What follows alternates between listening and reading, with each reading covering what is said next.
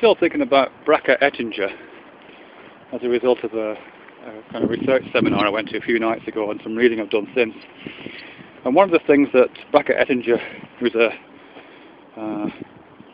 theorist who writes kind of post-psychoanalysis, one of the terms that she uses in this presentation that she did in the video that came out of European Graduate School, I think, one of the terms that she used, which I really liked, was this term witness.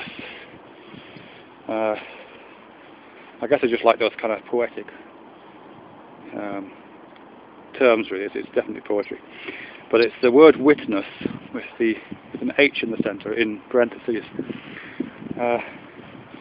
And what she's getting at there, she's talking about the matrixial border space, which is a very complex idea that she develops at length. But the concept of witness as part of that I just really like. And what it's kind of indicating is a kind of mutual arising. I think she doesn't call it that, she calls it something like co-emergence, I think. But it's this sense that in place of witness, or perhaps coincident with witness, in which the idea of the witness is that there's a kind of active perceiver, which is myself, here I am, looking out into the world, and the looking outness, the intentionality of my gaze, which in psychoanalytic terms would be considered phallic, is kind of intrusive and penetrating out into the world, and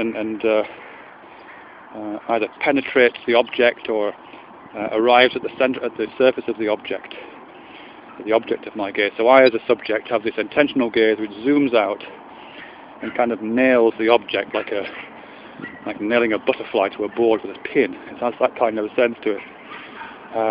That's probably getting it wrong, but that's my understanding of this sense of witness in one understanding of it. And Ettinger kind of replaces that, or substitutes for that, or maybe augments that with this H in the middle, to turn witness into witness, to suggest that instead of that kind of a relationship in which there is an I sending out intentionality into the world and nailing the world to various crosses around myself, there is this sense that I and it are mutually co-present, mutually co-emergent, mutually arising from some kind of transpersonal, interpersonal, I don't know how you describe that really, some kind of phenomena, some kind of an event. So the event which incorporates, in this case I'm looking at the dog, or rather myself and the dog, are in a state of mutual co-present, co-emergent arising.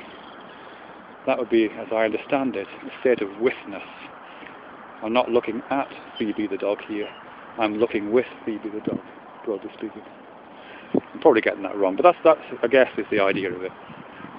And it's reminding me of a bunch of other ideas that I've come across in relation to that, from very different sources. I think I'm probably confusing my explanatory frameworks here, but it's certainly reminding me of something that Michael Polanyi talks about when he talks about a distinction between, I can get this right, it's something like looking at as opposed to, no, I can't get it, but he makes a distinction between looking at and something else, in which the atness, there is a directionality to that gaze, and again it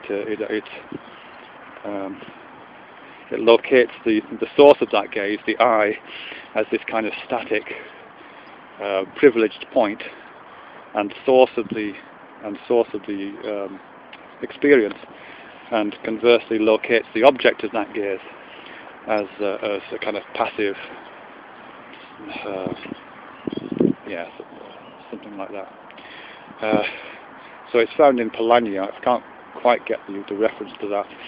And I think it's also in something I've spoken about before, which is Martin Buber's writing, when he talks about I Thou, in a book translated as I Thou, in which he says that when we enter into any kind of relations with objects or individuals, he's really talking about people, but I guess it also applies to objects.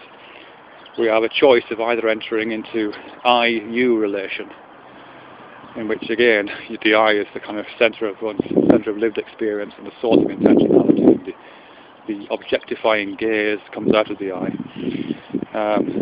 So you either enter in an I-you relation, subject-object relation, or you enter into an I-thou relation, in which the I and the thou mutually self-arise.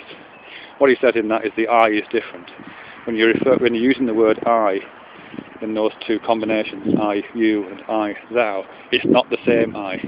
The I that takes part in an I-thou relationship is not the same one as the one that takes part in an I-you. It's not the subject.